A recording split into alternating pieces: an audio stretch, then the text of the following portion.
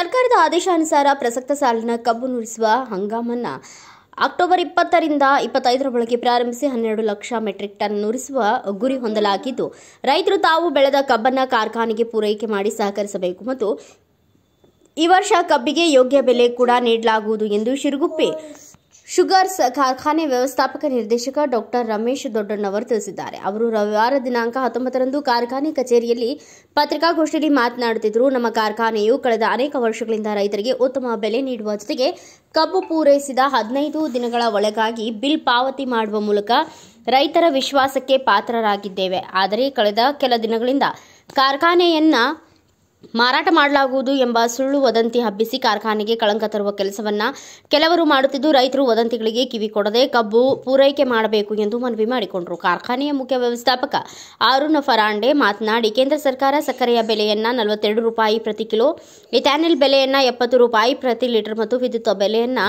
6 ರಿಂದ 8 ರೂಪಾಯಿ ಪ್ರತಿ ಯೂನಿಟ್ನಂತೆ ನಿಗದಿ ಮಾಡಿದ್ದಲ್ಲಿ ಕಾರ್ಖಾನೆಗಳು ಆರ್ಥಿಕ ಸಂಕಷ್ಟದಿಂದ ಮುಕ್ತವಾಗಿ ರೈತರ ಕಬ್ಬಿಗೆ ಯೋಗ್ಯ ಬೆಲೆ ನೀಡಲು ಸಾಧ್ಯವಾಗಲಿದೆ. ಇದರಿಂದ ರೈತರಿಗೆ ಅನುಕೂಲವಾಗಲಿದೆ ಎಂದರು. ಕಾರ್ಖಾನೆಯ ಅಧ್ಯಕ್ಷ ಕಲ್ಲಪ್ಪಣ್ಣ ಮೆಗ್ಗಣ್ಣವರ್ ಮಾತನಾಡಿ, ರೈತರು ಕಾರ್ಖಾನೆಗಳ ವಿರುದ್ಧ ಹೋರಾಟ ಮಾಡುವ ಬದಲಾಗಿ ಸರ್ಕಾರ ಧೋರಣೆಯ ವಿರುದ್ಧ ಹೋರಾಟ ಮಾಡಿ ರೈತರ ಕಬ್ಬಿಗೆ ಯೋಗ್ಯ ಬೆಲೆ ದೊರಕುವುದಿಲ್ಲದೆ ಕಾರ್ಖಾನೆಗಳು ಆರ್ಥಿಕ ಸಂಕಷ್ಟದಿಂದ ಮುಕ್ತಗೊಳ್ಳಲಿವೆ ಎಂದರು.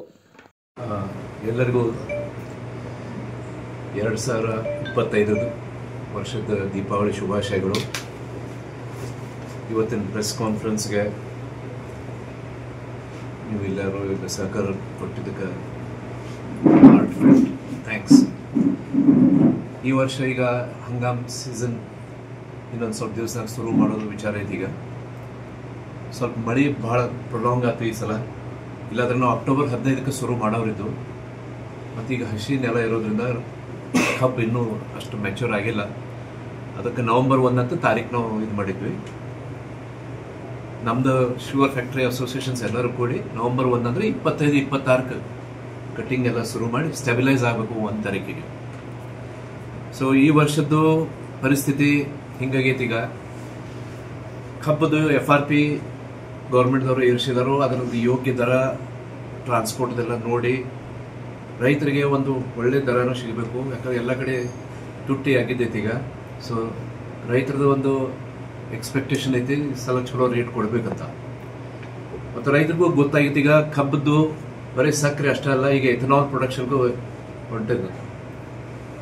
ಸರಿ, ಎಥನಾಲ್ ಪ್ರೊಡಕ್ಷನ್ದು ವಿಷಯ ಹೇಳ್ಬೇಕಂದ್ರೆ ಈಗ ಗೌರ್ಮೆಂಟ್ದವ್ರ ಪಾಲಿಸೀಸ್ ಭಾಳ ಚೇಂಜ್ ಮಾಡ್ತಾ ಇರ್ತಾರೆ.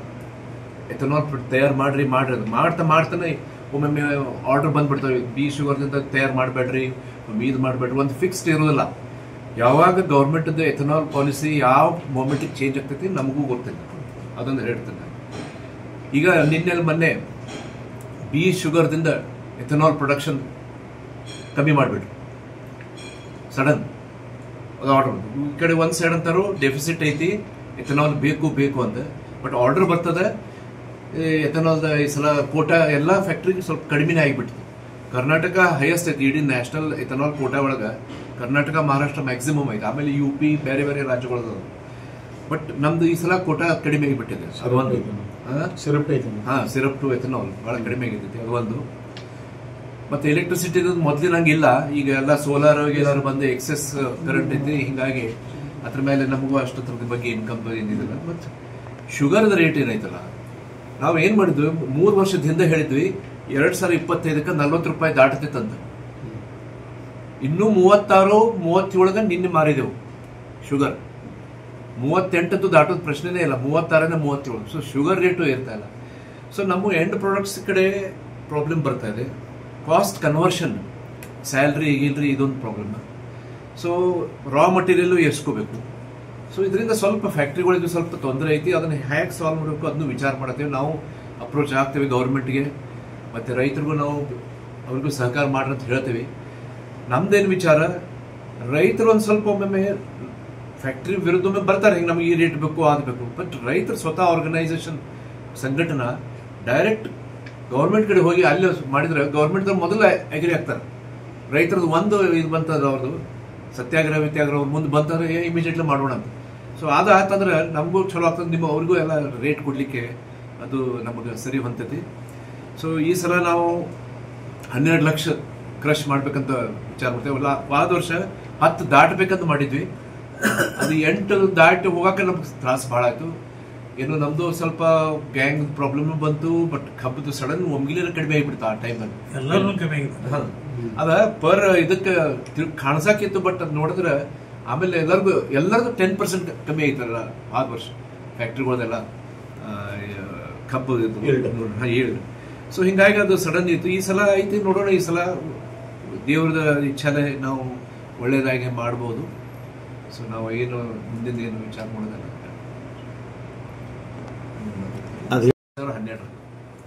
2012 ನಾವು ಇಕ್ವಿಟಿ ಹಾಕಿ ಈಗ 2013 ವರ್ಷ ಆಯ್ತು. ಈಗ 13 ವರ್ಷದಾಗ ಅಫಿಷಿಯಲಿ ಏನು ಡಿವಿಡೆಂಡ್ ಏನೂ ಕೊಟ್ಟಿಲ್ಲ ನಮ್ಗೆ ಇನ್ವೆಸ್ಟರ್ಸ್, ಯಾವುದು ಏನೂ ಕೊಟ್ಟಿಲ್ಲ. ಬರೀ ಒಂದು ಸ್ವಲ್ಪ ಸಕ್ರಿ ಒಂದು ಸ್ವಲ್ಪ ಕೊಡ್ತಾರೆ, ಬರ್ ಅವ್ರ ಶೇರ್ಸ್ ಒಂದು ಸ್ವಲ್ಪ ಕೊಟ್ಟಿದ್ದು. ಅದು ಒಂದೊಂದು ವರ್ಷ ಕೊಟ್ಟಿದ್ದೆ, ಒಂದೊಂದು ವರ್ಷ ಕೊಟ್ಟಿಲ್ಲ. ಇದು ಒಂದು ಬಟ್ ಫ್ಯಾಕ್ಟ್ರಿ ಸಸ್ಟೈನ್ ಆಗಕ್ಕೆ ಅಂದ್ರೆ ಒಂದು ನಡ್ಕೋತ ಹೋಗಕ್ಕೆ NPA ಆಗಬಾರ್ದು.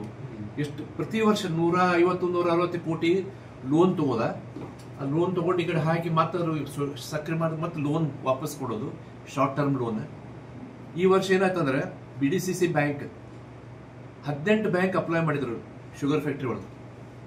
ಅದ್ರ ಬರೀ 8 ಫ್ಯಾಕ್ಟ್ರಿ ಅಷ್ಟೇ ಲಿಸ್ಟ್ ಮಾಡಿದ್ರು, ಮತ್ತು 3 ಫ್ಯಾಕ್ಟ್ರಿಗೆ ಸ್ಯಾಂಕ್ಷನ್ ಮಾಡಿದ್ರು. 3-4 ಫ್ಯಾಕ್ಟ್ರಿ ಯಾರ್ದು ಅಕೌಂಟ್ ಚಲೋ ಆಯ್ತು. ಅದ್ರ ನಮ್ದು ಲಕ್ಕೀಲಿ ನಮ್ದು ಅಕೌಂಟಿಂಗ್ ಬೆಸ್ಟ್ ಅಕೌಂಟಿಂಗ್ ಇದೆ ತಗೊಂಡೆ ನಮ್ಮ ಬಾಲಚಂದ್ರ ಸಾಹೇಬರು ಮತ್ತು ಜೊಲ್ಲೆ ಅವರೆಲ್ಲ ಡೈರೆಕ್ಟರ್ಸ್ ಅವರೆಲ್ಲ ಕೂಡಿ ಹೇಳಿದ್ರು, ನಿಮ್ದೈದು ನಾವು ನಿಮ್ಮನ್ನು ಸ್ಯಾಂಕ್ಷನ್ ಮಾಡ್ತೀವಿ, ಮತ್ತೊಂದು 2-3. ಇಲ್ಲಾಂದ್ರೆ ಯಾರಿಗೂ ನಾವು ಈ ವರ್ಷದಿಂದ ಶುಗರ್ ಫ್ಯಾಕ್ಟ್ರಿಗೆ ಲೋನ್ ಕೊಡೋದು ನಾವು ಕೊಡೋದಿಲ್ಲ. ಅದೊಂದು ಪ್ರಾಬ್ಲಮ್ ಬಂದ್ವಿ. ಮತ್ತು ಲಾಸ್ಟ್ 10-12 ವರ್ಷದಿಂದ ಮೊದಲು 4-5 ವರ್ಷ ನಮ್ದು ಬೇರೆ ಬಿಸ್ನೆಸ್ ಇನ್ಕಮ್ದಿಂದ ನಾವು ಸ್ವಲ್ಪ ನಡೀಲಿ, ಈ ವರ್ಷ ಮುಂದಿನ ವರ್ಷ ಚಲೋ ಆಗ್ಬೋದು, ಎಕ್ಸ್ಪಾನ್ಷನ್ ಮಾಡೋಣ. ಅಂಡರ್ ಕ್ರಷಿಂಗ್ ಕಮ್ಮಿ ಐತಿ, ಮುಂದಿನ ವರ್ಷ ಕ್ರಷಿಂಗ್ ಹೆಚ್ಚಾಗ್ತೈತಿ. ಹಿಂಗಾಗಿ ನಮ್ದು ಅನ್ಸೆಕ್ಯೂರ್ಡ್ ಲೋನ್ ಅಂತ ಒಂದು ಏನಿರ್ತೈತಿ, ನಾವು ಹಾಕಿದ ಅಮೌಂಟ್ ಬೇರೆ, ಮತ್ತೆ ಅದ ಅನ್ಸೆಕ್ಯೂರ್ಡ್ ಲೋನ್ ಬೇರೆ ಕಂಪ್ನಿದಿಂದ ಅದು ಇರ್ಕೋತ. ಅದು ಈಗ ಆಲ್ಮೋಸ್ಟ್ ಈಕ್ವಲ್ ಆಗೈತಿ. ನಮ್ದು ಏನು ಹಾಕಿದ್ರು ಆ ಲೆವೆಲ್ ಬಂದು ಮುಟ್ಟಾಕತ್ತಿದ್ವಿ. ಸೊ ಲೋನ್ ಬರ್ಡನ್ ಇದು ಹಿಂಗಾಗಿ ಸಡನ್ ಲಾಸ್ಟ್ ಇಯರ್ ನಮ್ಗೆ 10 ಸೈತ್ ಕ್ರಾಸ್ ಆಗಲಿಲ್ಲ, 8ಗೆ ಸ್ವಲ್ಪ ಲಾಸ್ ಆಗಿತ್ತು. ಸೊ ನಮ್ದು ವಿಚಾರ ಏನೈತಂದ್ರೆ ಈಗ ಎಕ್ಸ್ಪಾನ್ಷನ್ ಮಾಡಕ್ಬೇಕು. ಈಗ ನಮ್ದು ಈಗ 8,500 ಐತಿ, 12,000ಕ್ಕೆ ಹೋಗ್ಬೇಕು. 200 KLPD ಪ್ಲಾಂಟ್ ಐತಿ, ಬಟ್ ಒಳಗೆ ಹಿಂಗೆ ಮಾಡ್ಯುಲರ್ ಮಾಡಿದಲ್ಲ, ಅದು 400 KLPD ಐತಿ ಒಳಗೆ ಮಷಿನರಿ ಎಲ್ಲ. ಸೊ ಅದನ್ನು ಎಕ್ಸ್ಪಾನ್ಷನ್ ಮಾಡಿ ಅದಕ್ಕೆ ಇದು ಮಾಡಬೇಕು. ಸೊ ಇದಕ್ಕೆ ನಮ್ಮ ಕಡೆ ಬಂಡವಾಳ ಇಲ್ಲ, ಕ್ಯಾಪಿಟಲ್ ಅದನ್ನು ಎಕ್ಸ್ಪಾನ್ಷನ್ ಮಾಡಕ್ಕೆ. ಸೊ ನಾವು ಜಾಯಿಂಟ್ ವೆಂಚರ್ ಸಲುವಾಗಿ ಅದು ಎಥನಾಲ್ ಪ್ಲಾಂಟಿಗೆ ಯಾರು ಶೇರ್ಸ್ ನಮಗೆ ತೊಗೊಂಡು ಸ್ವಲ್ಪ ಇನ್ವೆಸ್ಟ್ ಮಾಡ್ತಾರೋ ಅದ್ರ ನಾವು ಈಗ ವಿಚಾರ ನಡೆಸಿದೆವು. ಈ ವರ್ಷ ಜಗತ್ಕರ್ತ ನಾವು 12 ಲಕ್ಷ ದಾಟಿದ್ದು, ಯಾವ ಹೊರಗಿನ ಇನ್ವೆಸ್ಟರ್ಸ್ ಎಲ್ಲ ಏನೂ ಇಲ್ಲ. ನಾವು ಅದನ್ನ ಇದು ಮಾಡಬೇಕು.